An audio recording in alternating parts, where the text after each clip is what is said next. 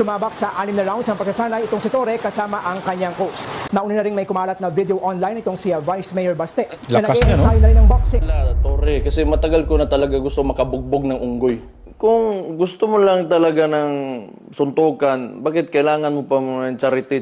And you've laid some conditions, then let me lay my own conditions. Papalagan ko yung charity mo na yan. Mismo si Manong Chavit, mga kabitaan, nagluluto ho ng arroz caldo. Walang katotohanan ang kumakalat sa social media. Sabi niya po dito, kasalukuyang nakikipag-ugnayan ang aming legal team sa mga Facebook pages at profiles na nagkakalat ng post na ito.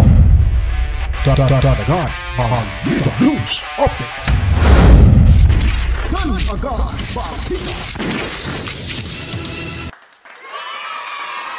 Right, nagbabalik ko tayo mga kabaydan. Welcome back ko dito sa ating munting bahay, Danagan Balita Reaction Video News Update. At ngayon po nagbabalik ko tayo dahil nga po sa mga pangyayari ho sa ating lipunan na tayo ay maglalahad ng makatotohanan at komprehensibong balitaan, mga kabalitaan. So kung naalala nyo po, yung ating sinasabi nitong last na kontento natin na hindi talaga papayag at pupusta o mag-sponsor ho itong si Chavit Singson sa suntukang Baste versus Diwata, mga kabalitaan. Marami ho kasing kumakalat ngayon sa social media, lalo pa sa mga ibang vloggers na di umano sinasabing pupusta ng 30 million pesos sa suntukang Baste versus Diwata. At ito'y pinabulaanan ho ni Manong Chavit dito at siya po ay nangungonsulta na. Ipinagkonsulta niya na ito sa kanyang mga abogado kung ano magiging hakbang ho nito, mga kabaitaan. Paano nga ba pupusta si Manong Chavit? Ang daming ang napiktuhan sa bagyo ho sa ating bansa, tapos ilulustyle yung perang ganon-ganon, mga kabaitaan. At hindi rin na tayo maniniwala na hindi ho agagawa ng paraan si Manong Chavit na makakatulong ho sa kanyang constituents diyan sa Ilocos, mga kabalitaan. Kung yun man lang ipupusta niya, gagasto niya lang sa mga nangangailangan ng tulong. At yun pong sinasabi ho natin na hindi papayag ho, hindi ho talaga susuporta at mag-sponsor o siya na mismong gagasto sa lahat sa suntukang Baste versus Diwata, mga kabaitaan. Pero bago pa po ang lahat, papakita ko natin sa inyo itong pag-iinsayo ni Baste at paghahamon ni Diwata at yung insayo naman ni Diwata, mga kabalitaan. Talagang desidido siya dahil ayaw niyang masaktan, kaya gagamit na lang ng gloves, boxing gloves, mga kabalitaan. At bago pa po tayo tutungo dyan, ito po si VP Sara Duterte ay kahit na andyan pa ho sa Netherlands, talaga yung isipan ho nito, yung hanapin natin. Ito. Sana ba to? Ito pala. Okay. So, kahit nasa Netherlands so itong si VP Sara, yung puso't isipan niya ay nasa bansa pa rin ho natin at lalo na sa mga maapektuhan ho sa bagyo. Kaya nga po, dinideploy na nila yung wing van ho nila na kung saan po ay nag-distribute siya ng mga relief goods para ho sa mga napektuhan ng bagyo. Si Bongit, nung nagkabagyo sa ating bansa, ay bumiyahi ng Amerika. Ayaw na sigurong magkaroon ng second round na kumakamot sa kanyang ulo kung ano ang kanyang gagawin. Ngayon po, itong flood control projects, ewan ko lang, ay sabi ho ni, sino ba yun? Yung bagong elect na senador, si Erwin Tulfo, na kanyang paimbestigahan. Hintayin natin yan, mga kabitaan, kasi it's about time na to investigate that kind of issue, lalo na ho pag-usapan yung budget natin ay bilyon-bilyon ang winaldas. Sigurado ho, yung pondo na yan, yung kabuang pondo ho sa flood control projects ay hindi po yan talaga nagasta or napunta ng buo. Dahil meron pa po yung kickbacks mula ho sa humahawak ko nito, mga kabaitan, lalo na sa mga buhayang politiko. So ngayon po, papakinggan muna natin itong sagot ni VP Sara Duterte sa pagtatanong ni Boss Dada kung papaano niya ba ito binigyan ng instructions ang kanyang mga kasamaan dyan sa Office of the Vice President sa pag-distribute ng mga tulong at pagbibigay ng mga relief goods, mga kabalitaan. Ito, panoorin muna natin to dito, mga kabalitaan. Madam, congratulations po sa disaster response ng napakaganda, positive po yung mga comments on paano nyo po ba uutusan yung Office of the Vice President pagdating dito, samantalang matagal na po kayo nandito, ma'am? Paano nauutusan yung mga tao doon? Paano nyo po sila na... Baka magbibigay naman ng comment dito si Au Castro, Malacanang vlogger, mga kababayan, reyna ng kasinungalingan, na yung salitang utos, kasi allergic ko dito sa salitang pag-uutos, na mula o kay VP Sara Duterte. Nabibigyan ng commands? Okay. Well, unang-una kasi, ang Disaster Operations Center, nung tayo ay pumasok sa Office of the Vice President, in-institutionalize na natin siya. Kasi nakita namin, isa ito sa mga pinakamaraming requests na dinadala ng mga taong bayan sa Office of the Vice President. Yung tulong kapag merong kalamidad. Yan ang isa sa top 3 na hinihingi. Ang una is medical and burial assistance. Ang pangalawa is disaster relief. Yan yung pangalawa na hinihingi ng taong bayan. So ang ginawa namin, in-institutionalize namin. Ibig sabihin, gumawa kami ng isang center at isang team ng mga tao na yun lang yung gagawin nila.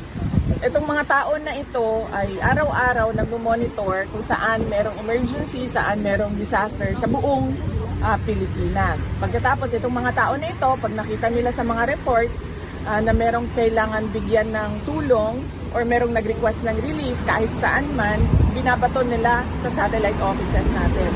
Naka-preposition lahat doon ang tulong sa satellite offices, and then yung satellite offices, meron silang assigned din ng mga tao for disaster response. Tapos sila na yung pupunta kung saan man kailangan pupunta yung tulong at opisina. So meron silang standard operating procedures na ginawa namin para susundan nila yon. Kapag wala doon sa nakalista na mga kailangan nilang gawin, kapag wala doon na sila nagtatanong sa USEC namin, or tapos yung USEC namin magtatanong din sa akin kung ano ba ang gagawin. Tulad ng example, noong isang araw or kahapon ba yon, kung saan lumabas yung mga bus na tumulong sa mga na-stranded sa mga ruta nila. Yun kasi ang allowed lang sa buses namin is may oras lang na allowed na lumabas sila. And ito yung peak hours kasi augmentation laang yung tulong na binibigay natin, no? Nag-augment tayo sa peak hours ng mga taong nagbabiyahe. Kahapon, sobrang dami nung mga humihingi ng tulong na mga stranded. Nagpaalam sila sa akin kung pwede ilabas yung mga bus. And then sabi ko sa kanila, oo, pwede ilabas yung mga bus dahil emergency na yan. At hindi na natin kailangan magpaalam pa na lalabas yung bus natin, labas doon sa peak hours na allowed mag-fly yung buses. So ito maganda ho mga kababayan, kasi may isang salita at may may desisyon ho talaga itong si VP Sara Duterte. Hindi kagaya ni Bonget mga kababayan, maghihintay pa ho siya sa kanyang mga lipore, sa kanyang mga sip-sip dyan sa Malacanang kung ano pa yung gagawin mga kababayan. Wala hong sariling desisyon ho ito eh. Kasi nga pag hindi ho matino isang leader, naku po, talagang maguguluhan sa kanyang magiging desisyon at nawawalan ho ito ng kumpiyansa sa sarili. Kaya nga po ay sinasaway ho ito lagi kasi nga lahat ng mga desisyon nito ay palpak. Mantakin niyo po, pumunta lamang ng Amerika para ho ipaglaban yung tarifa na ibinigay ho ni Trump sa atin na 20%. Pero gumastos pa ito ng napakalaking salapi mga kabataan. Pera ni Juan de la Cruz kasama ang kanyang mga alipores na wala namang ginawa doon ay sunod-sunuran lang, parang buntot mga kabalitaan ni Judas na wala mang naiambag mga kabalitaan. O pag-uwi at pagkatapos ng kanilang meeting, wala na, 1% lang ang dinidak mga kabalitaan. Di kaya ho ng, kung hindi ako nagkamali parang Thailand or Indonesia, bandang Asia lang yun mga kabalitaan, na tumawag lang na sana wag kaming patawan ng ganitong ganito kalaking tarifa. Tapos ang ibinigay ho nang natanggap ho, nakalimutan ko lang yung may bansa o mga kabalitaan na parang sa Asia lang din, kung hindi ako nagkamali, nasa lang siguro South Korea. Basta tumawag lang ho mga kabalitaan, Totoo yan. Di ko lang maibigan ng specific na bansa. Pero ma-search nyo po yan mga kabaitaan. Tumawag lang at binigyan ho ng 15% mga kabaitaan na tarifa. Hindi man lang gumasto. Telepono lang. Yung bills lang ng teleponong ginastos mga kabaitaan. Pero sila doon ay ewan ko lang ano pa ang purpose. Ba't sila talaga lumipad na napakadami ho. Gastos ni Juan de la Cruz. So, itong ginawa ni Sara Duterte, well-organized ho talaga. At makikita nyo po, may mga sub-office sila, meron ho silang in charge bawat lugar kung saan merong office of the Vice President mga kabaitaan, I mean sub-office. So, hindi gaya ho ng DSWD, minsan napopoliticize pa nga mga kabaitaan yung pamimigay ng ayuda no? Parang nawawalan ho tayo ng gana dyan ng DSWD. Pero pag yung leader ay may salita ho talaga, walang bias, hindi namimili kung sino bibigyan ng ayuda, maganda ho talaga ang magiging distribution ho nito mga kabaitaan. So dito tayo magtapos kay VP Sara Duterte. Pinapasilip lang ho natin sa inyo itong naging magandang feedback ho ng karamihan nating mamamayang Pilipino kung paano ho mga ba niya binigyan ng instructions kahit nasa The Hague, Netherlands itong si VP para ho ma-distribute ng maayos, may pamumudmod, may pamimigay ng maayos sa mga nasalanta ho ng bagyo. Ngayon dito tayo, itong si Tory mga kabaitaan, nag-ensayo na at kakasaho siya mga kabaitaan. Ngayon, titignan ho natin kung ano ho, kasi nagmamayabang siya dito, 12 rounds na yung gusto niya. Ito kaya, first round pa lang kaya, ano kaya magiging itsura nito mga kabalitaan? Sumabak na sa training si PNP Chief General Nicolas Torre matapos kumasa sa hamong suntukan ni Davao City Vice Mayor Baste Duterte. Ito maganda, hindi tawag nung charity boxing match. Ito maganda tong sinabi ng GMA yata to or News 5 na suntukan. Suntukan talaga, yung full contact. Bare knuckles talaga mga kabalitaan para at least makikita talaga ba sino talaga yung sulido yung kamao at sino talaga yung sulido yung panga na hindi mayuyupi. Sigurado itong si Diwata mga kabaitaan, ayon pa ho sa mga commenters natin, sa mga viewers natin na hindi na kailangan basagin yung mukha ni Diwata dahil basag na umanaw to mga kabalitaan. Nangunguna sa balita si Brian Castillo. Brian, anong ginawang paghahanda ni General Torre? Humataw sa training itong si PNP Chief Police General Nicolas Torre III sa boxing gym ng PNP Sports Center dito sa Camp Crame. Yan ay matapos kumasa ng hepe ng PNP sa hamong suntukan ni Davao City Vice Mayor Sebastian Baste Duterte. Sumabak sa 6 na rounds ang pagkasanay itong si Torre kasama ang kanyang coach. Bagamat dati niyang nasubukan itong boxing noong siya ay kadete pa lamang ng Philippine National Police Academy o PNPA, aminado si Torre na malaki yung pinagbago ng kanyang pangangatawan. Mahina na nga ako pero marami nagka-interest sa larong ito. Kaya just to give them an entertainment, medyo para we can have sa kanya, entertainment lang sa kanya mga kabalitaan. Ayaw niya talaga ng basagan ng bungo. Dinadaan sa charity boxing match. At ayon pa sa kanya, handa na raw siya mga kabalitaan at hindi ho ito matutuloy sa Araneta Coliseum. Parang sa Rizal Memorial Stadium yata niya gustong mangyari mga kabalitaan. Sort of credibility in showing up. Nag-refresh tayo ng konti sa ating mga dating ginagawa. Pero handa pa rin naman daw itong si Torre, lalo't for a cause naman yung kanilang magiging bakbakan. At sakaling matuloy nga, ang lahat ng kikitain sa event ay mapupunta sa mga biktima ng bagyo at pagbaha. Nauna na rin may kumalat na video online itong si Vice Mayor Baste na nag-e-ensayo na rin ng boxing pero hanggang sa ngayon ay wala pa siyang tugon doon sa ginawang pagkasa ni Torre sa kanyang hamon na suntukan. Sakaling namang matuloy sa Sunday. Kaya yan ni Torre mga kabaitaan. Ako, duda ako dito Hindi matatapos yung first round mga kabaitaan. Talagang hindi ito luluhod. Susuko ho ito mga kabaitaan itong si Torre. Lalabas ho talaga yung kaduwagan at kabaklaan. Ay sabi ni Torre na hindi na sa Araneta Coliseum gagawin ng bakbakan dahil meron daw isang event na nakaschedule doon. Sabi naman itong hingal na hingal tapos magyayapa ng 12 rounds. Kumpara sa batang sanay na rin at may mga na rin, karanasan na rin mga kabalitaan. Perting Lacson ay may isang CEO ng isang kilalang casino hotel ang handang buksan yung kanilang ballroom para sa gagawing charity boxing event. Pero sabi naman ni Torre ay nakausap niya na yung pamunuan ng Rizal Sports Complex kung saan doon na yung magiging venue ng inaabangan na bakbakang Torre versus Duterte. Ang sabi rin ni General Torre ay tuloy yung kanilang pagpapaabot ng tulong sa mga biktima ng pagbaha, dumating man o hindi sa venue. Itong nakababatang Duterte. Ang maiksing mensahe naman ng Malacanang, sakaling matuloy nga itong pinaka-pinag-uusapang bakbakan ni General Torre at Davao City Vice Mayor Baste Duterte ay good luck. Ito sana, sinabi sana ni Tori dito. Ano ba, Baste? Ano ba? May gloves ba tayo or kailangan lang ng boxing gloves? Para magkaalaman, ito, diretso siya. Charity boxing match tayo. Okay lang yan. Pitik na pitik lang ganun eh. Kasi may foam, di masyadong malakas. Hindi masyadong masasaktan yung beauty ni Unggoy, mga kabalitaan. At itong kanyang endangered na muka. Ha? Ito.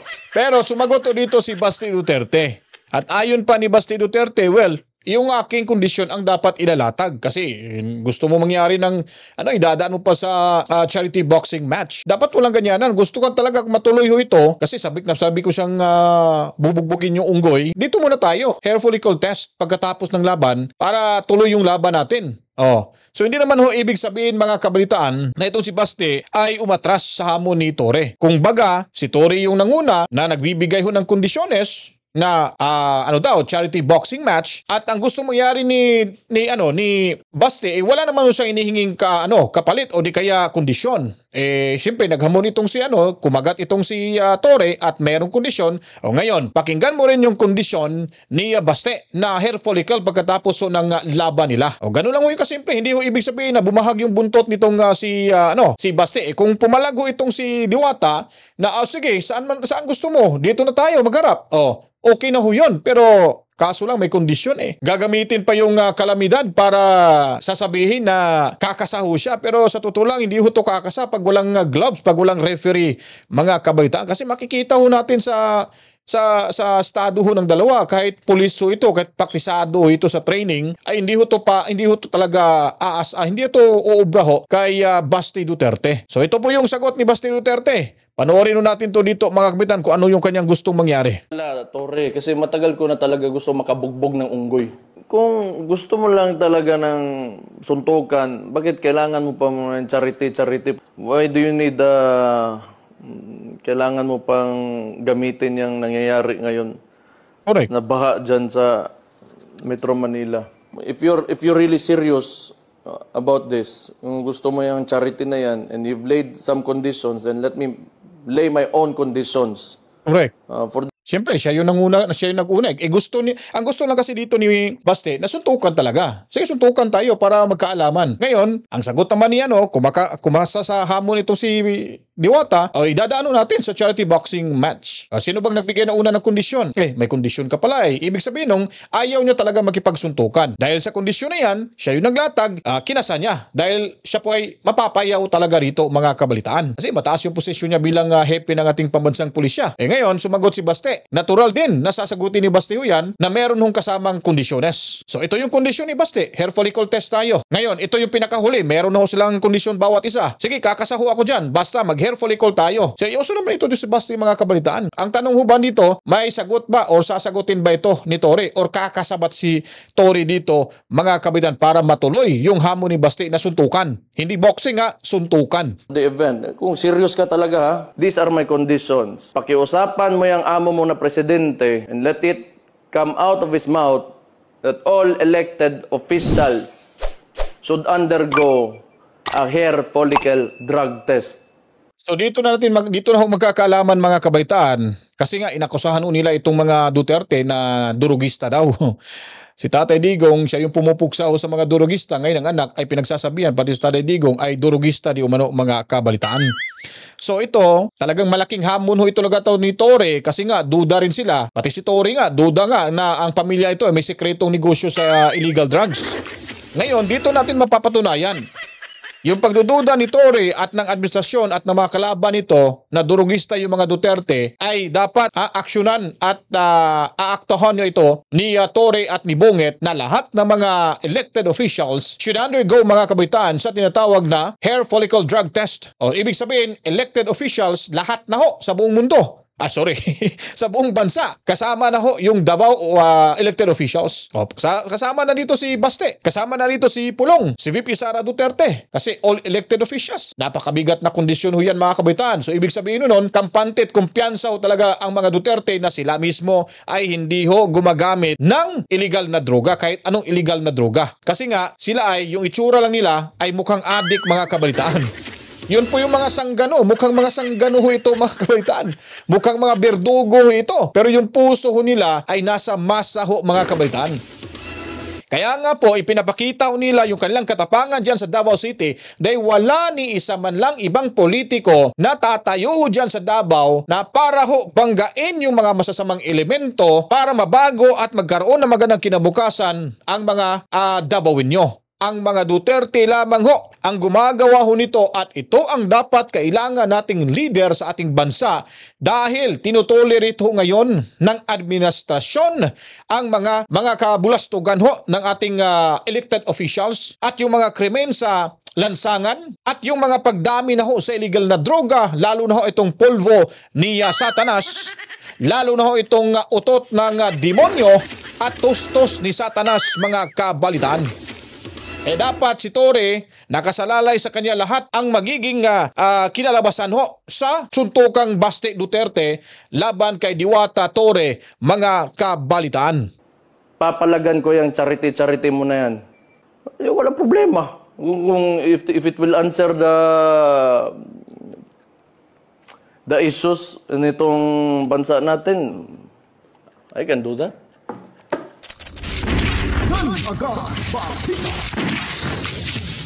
Ayun mga kabalitaan, di ba? Oh, malaking hamon to kay Torre. Ngayon Torre, ano bang sagot mo dito?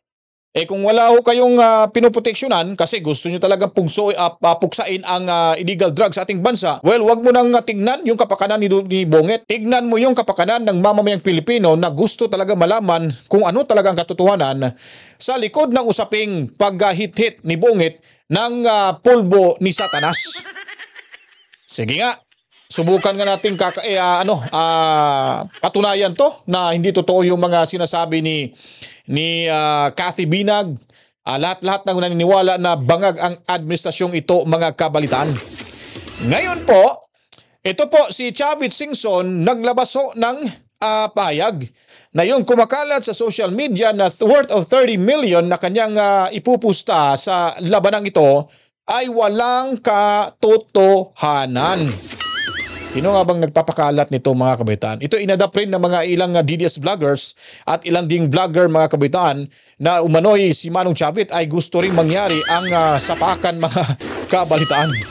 Ito po yung lumalabas. 30 million posta ni Manong Luis Chavit Singson para sa Labang VM Baste at Diwata Torre. Sino kakasa? Mula ho ito kay Mitchen Glyn 5 Maxlan. Funny faces. So I don't know kasi maliit yung fonts, mga kabaitan. So ngayon sa puntong ito, si Manong Chavit ay naglabas ho ng pahayag. Sabi niya, ba't ako pupusta? Ano bang ginawa ni Manong Chavit ngayon sa may nangyaring kalamidad sa ating bansa? Ito yung kanyang ginawa, mga kabaitaan. Panoorin ho natin ito, sisilipin ho natin to yung account niya, ha. Tignan niyo po dito, mga kabaitaan. Ito yung ginawa ho niya, kaya ayaw ho siya, mga kabalitaan, ha? Ayaw ho siyang pupusta ho dito. Ito, panoorin niyo po. Mismo si Manong Chavit, pahinaan natin. Yan.